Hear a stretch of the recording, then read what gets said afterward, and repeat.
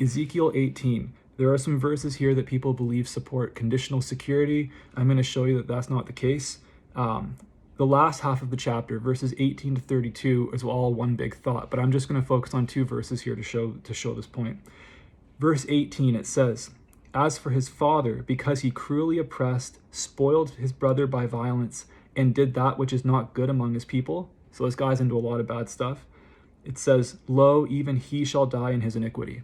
You know, when people lead a life full of sin, it tends to lead to an early grave. You know, John says there's a sin that leads to death.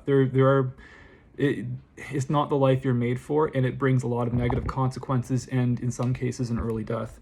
And you also see the disciplinary hand of God. In the most extreme cases, God will take people home early. You see that with Ananias and Sapphira in Acts.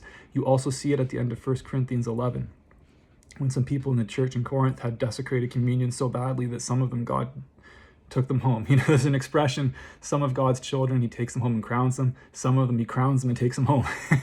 If you walk and persist in extreme sin, there can be serious consequences. But it's not talking about your eternity, it's talking about this life. It says, he shall die in his iniquity. When you get to verse 20, it says, the soul that sins, it shall die. Now that little phrase right there, the soul, Hebrew word nefesh, use a Strong's Concordance. You can Google it. Nefesh means a person or a life. And some translations will even say that, just the person that sins, that he'll die.